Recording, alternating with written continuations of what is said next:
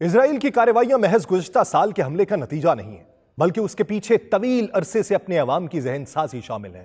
پچھلے 10 سالوں سے اسرائیل اپنے لوگوں کی ذہن سازی کر رہا تھا اور انہیں بتا رہا تھا کہ 5 طاقتیں اسرائیل کو ختم کرنے کے لیے کوشش کر رہی ہیں۔ اگر ان کا خاتمہ نہ کیا گیا تو ہم ختم ہو جائیں گے۔ 2015 کو اپنی عوام کو باور کرانے کے لیے اسرائیل نے کیا بیانیہ اپنایا تھا، جس کا تسلسل اب دیکھنے میں آیا ہے، اور 7 اکتوبر کے حملے کو اس کی بنیادی وجہ بنا کر غزہ میں نسل کشی کا آغاز کیا گیا۔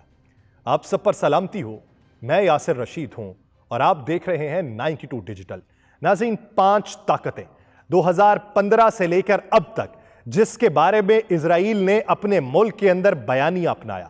اس وقت جو بیانیہ اپنایا جا رہا تھا، یعنی حماس کے حملے سے تقریباً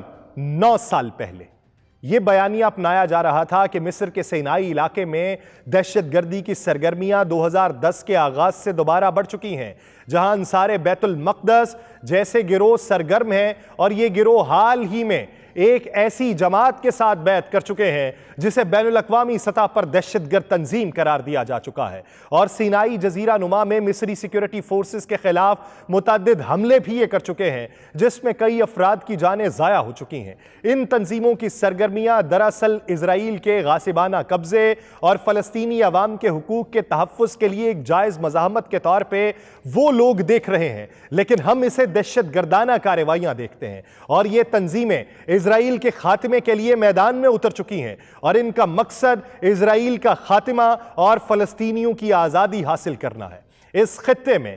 ایسی تنظیمیں جسے بین الاقوامی سطح پر دہشت گرد قرار دیا ہے اور اس سے وابستہ گروہ اسرائیل کے خلاف اٹھ کھڑے ہوئے ہیں، اور ان کے حملوں کا مقصد نہ صرف مصر میں سیکیورٹی فورسز کو نشانہ بنانا ہے بلکہ اسرائیلی اقدامات کا مقابلہ کرنا ہے۔ ان تنظیموں کا مطالبہ اسرائیل کے خاتمے اور فلسطین کی آزادی ہے۔ اس صورتحال کے پیش نظر اسرائیلی فوج جو ہے وہ اپنی سرحدوں کی حفاظت کے لیے ایک حفاظتی باڑ بنانے کا فیصلہ کر چکی ہے، اور 2013 میں اس باڑ کی تعمیر مکمل کر لی گئی تھی، اور یہ باڑ اسرائیل اور مصر کے درمیان 200 کلومیٹر کی سرحد پر لگائی گئی، اور اس کی نگرانی اسرائیلی فوج کے ماہر اہلکاروں کے ذریعے 24 گھنٹے کی جاتی ہے۔ اس وقت بیانیہ یہ اپنایا جا رہا تھا کہ جولائی 2015 میں سینائی سے 2 راکٹ اسرائیل کی جانب داغے گئے، جو انصار بیت المقدس کے بیعت کرنے کے بعد پہلا حملہ تھا۔ اگرچہ ان تنظیموں نے زیادہ تر توجہ مصری سیکیورٹی فورسز پر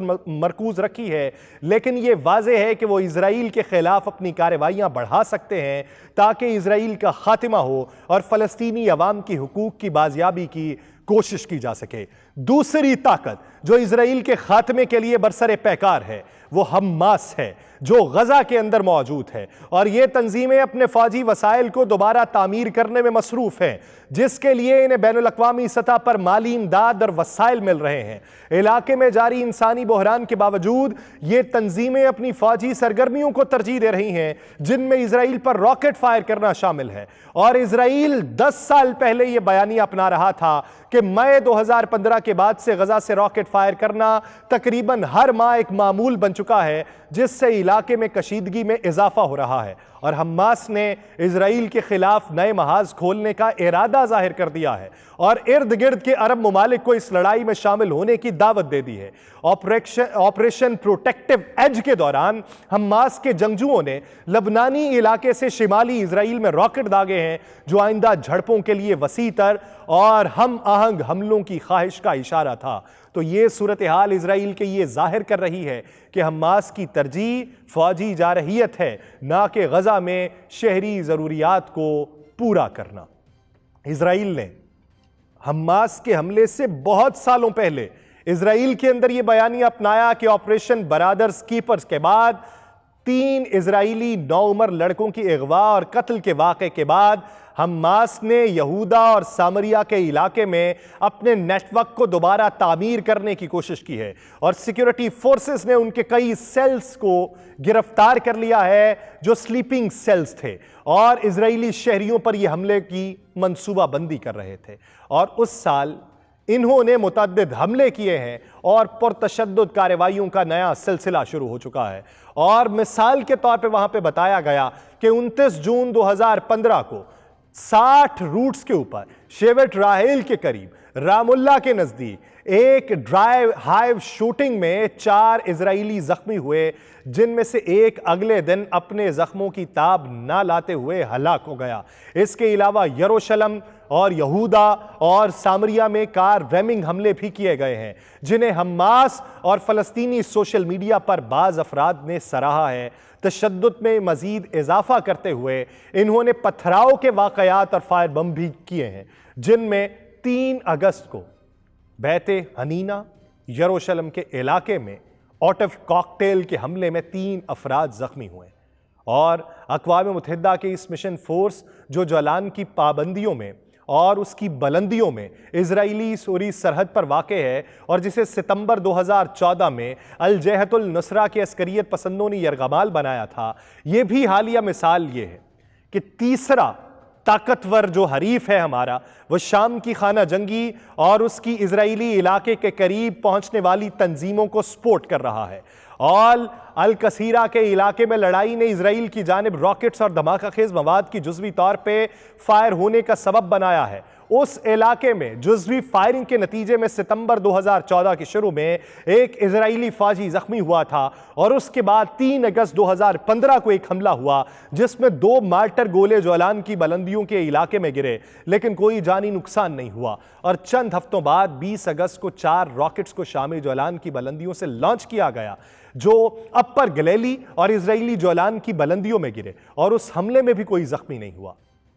वो ये कहते हैं कि इस्लामी जिहाद ने यह हमला शामी हुकूमत के इलाके से किया और 5वीं उनकी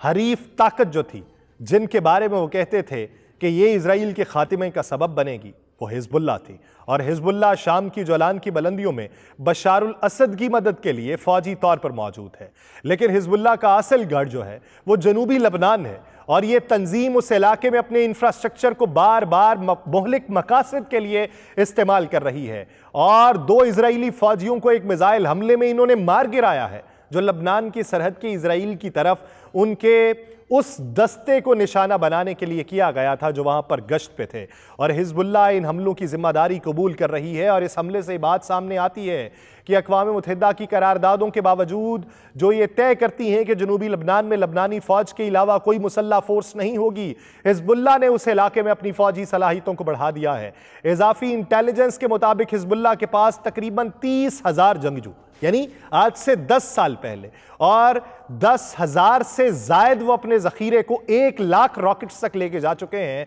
और ये इजराइल की जानिब फायर करने के लिए तैयार हैं। ये रॉकेट इजराइल के किसी भी मकाम तक पहुंच सकते हैं। और हिजबुल्लाह के सरबरा हसन नसरुल्लाह ने उस वक्त ये कहा था कि इजराइल हमारी असलहे की ज़ख़ीरे का अंदाज़ा भी नहीं लगा सकता। तो ये 5 ताकतें इजराइल के खिलाफ खात्मे की बायस बनेंगी और इनके खिलाफ हमें अपनी जारहियत को जारी रखना है।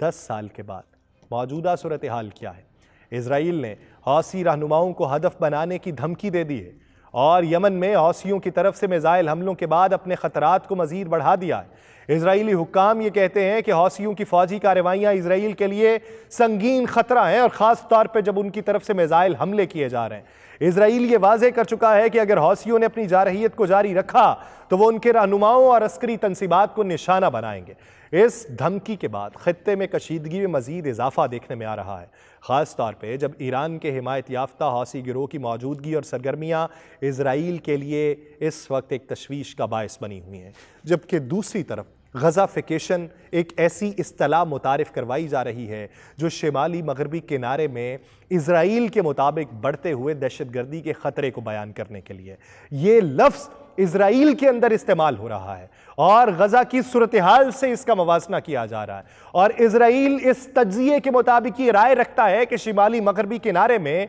हमास समेत आज़ादी पसंद जंगजुओं का असर और रसूख बढ़ता चला जा रहा है, जिससे ये खित्ता ज़्यादा गैर मुस्तहकम और ख़तरनाक बनता जा रहा है। और ये हमास के जंगजू अपनी मौजूदगी को मुस्तहकम कर रहे हैं, ज़्यादा लड़ाका भर्ती कर रहे हैं और अपने असर और रसूख को बढ़ा रहे हैं। और हमास ने ये गज़ा के अंदर भी ऐसा ही किया था। इजराइल को ये लग रहा है کہ مغربی کنارے میں بڑھتے ہوئے خطرے کی خصوصیت اسرائیلی فوجی دستوں اور آباد کاروں پر بڑھتے ہوئے حملوں اور مقامی آبادیوں میں آزادی پسند گروہوں کی حمایت میں اضافے سے ہے، اور سیکیورٹی کی صورتحال خراب ہو رہی ہے اور اسرائیل کو ان جنگجوؤں کا مقابلہ کرنے میں مشکلات پیش آ رہی ہیں جو بہتر طور پر منظم اور زیادہ جارحانہ ہوتے جا رہے ہیں۔ غزافیکیشن کا مطلب یہ ہے اسرائیل کے مطابق کہ شمالی مغربی کنارے میں غزہ جیسی تبدیلی آ رہی ہے جہاں آزادی پسند جنگجوؤں نے اپنے مضبوط ٹھکانے قائم کر لیے ہیں، جس سے اسرائیلی فوج کے لیے کنٹرول اور استحکام قائم رکھنا مشکل ہو چکا ہے،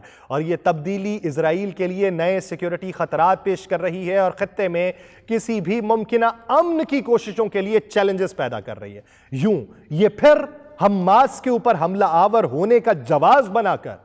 شمالی مغربی کنارے کے اوپر بھی مضبوطی سے قبضہ کرنا چاہتے ہیں، اور اس کارروائی میں شمالی غزہ کی سڑکوں کی صفائی اہم ہے تاکہ فوجی سروسز کو کسی قسم کی مشکل نہ ہو اور وہ اپنے اہداف تک پہنچ سکیں۔ اس کے ساتھ حماس کے مقامات پر حملے جاری ہیں تاکہ ان کی قوت کو مزید نقصان پہنچایا جا سکے، اور غزہ میں شہریوں کے لیے مشکلات بڑھ رہی ہیں۔ عالمی برادری اس بات کے اوپر زور دے رہی ہے کہ فوجی کارروائیوں کے دوران لوگوں کی حفاظت اور ان کے حقوق کا خیال رکھا جائے، لیکن اسرائیلی دفاعی افواج حماس پر دباؤ ڈال کر یرغمالیوں کے بدلے معاہدہ کرنے کی کوشش کر رہی ہے، اور یہ حکمت عملی اسرائیل کے نزدیک اس وسیع تر کوشش کا حصہ ہے جس کا مقصد حماس کے ہاتھوں پکڑے گئے یرغمالیوں کی رہائی کے لیے بات چیت کو آگے بڑھانا ہے۔ فوجی اور سفارتی دباؤ کا استعمال کرتے ہوئے اسرائیل حماس پر یہ دباؤ ڈال رہا ہے کہ وہ یرغمالیوں کی رہائی کے حوالے سے مزید اقدامات اٹھائے، لیکن یہ کس حد تک قابل عمل ہے؟ اس ضمن کے اندر حماس نے تقریباً 2 کلومیٹر کا ایریا جو ہے وہ صاف کرنے کی تگودو کی ہے،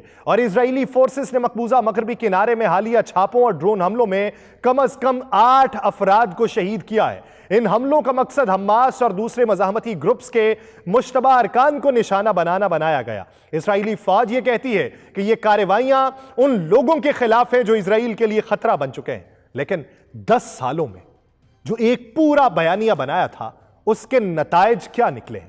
ایک طرف غزہ کے اوپر حملہ کرنا، دوسری طرف فلسطینیوں کے لیے زندگی کو تنگ کرنا، تیسری طرف لبنان کے اوپر حملہ آور ہونا، چوتھی طرف اردن کے اندر دراندازی کرنے کی کوشش کرنا، اور پانچویں طرف گولان کی پہاڑیوں کے نام کے اوپر شام میں مزید دراندازی کی کوشش کرنا، اور پھر یہ کہنا کہ 5 طاقتیں ہیں جو اسرائیل کے خاتمے کی کوشش کر رہی ہیں۔ یہ طاقتیں مزید بڑھتی چلی جائیں گی جب تک اسرائیل اپنی جارحیت کے اوپر قابو پانے کی کوشش نہیں کرتا۔ مجھے دیجیے اجازت، اللہ نگہبان۔